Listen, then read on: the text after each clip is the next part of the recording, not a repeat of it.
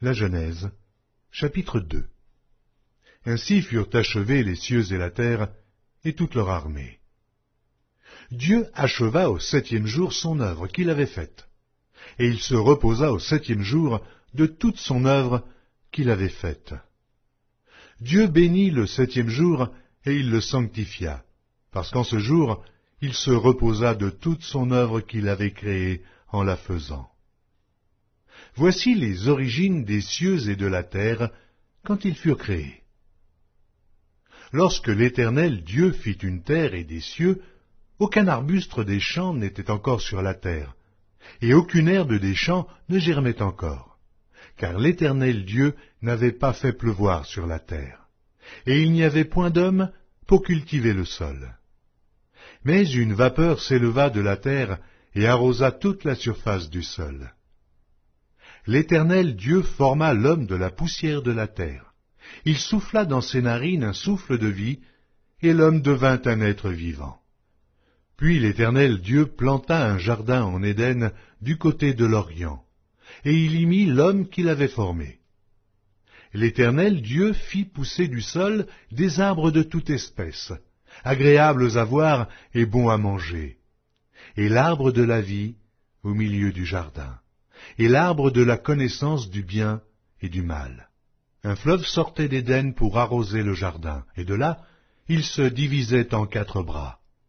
Le nom du premier est Pishon.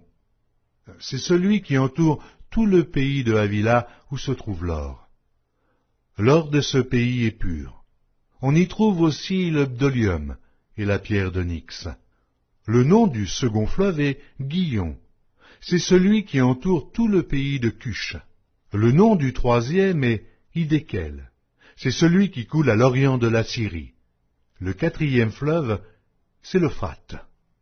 L'Éternel Dieu prit l'homme et le plaça dans le jardin d'Éden pour le cultiver et pour le garder. L'Éternel Dieu donna cet ordre à l'homme. Tu pourras manger de tous les arbres du jardin, mais tu ne mangeras pas de l'arbre de la connaissance du bien et du mal, car le jour où tu en mangeras, tu mourras. L'Éternel Dieu dit, il n'est pas bon que l'homme soit seul. Je lui ferai une aide semblable à lui. L'Éternel Dieu forma de la terre tous les animaux des champs et tous les oiseaux du ciel, et il les fit venir vers l'homme pour voir comment il les appellerait, et afin que tout être vivant portât le nom que lui donnerait l'homme. Et l'homme donna des noms à tout le bétail, aux oiseaux du ciel et à tous les animaux des champs. Mais, pour l'homme, il ne trouva point d'aide semblable à lui. Alors l'Éternel Dieu fit tomber un profond sommeil sur l'homme qui s'endormit. Il prit une de ses côtes et referma la chair à sa place. L'Éternel Dieu forma une femme de la côte qu'il avait prise de l'homme, et il l'amena vers l'homme. Et l'homme dit, voici cette fois celle qui est os de mes os et chair de ma chair. On l'appellera femme, parce qu'elle a été prise de l'homme.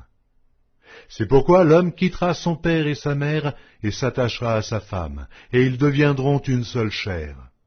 L'homme et sa femme étaient tous deux nus, et ils n'en avaient point honte.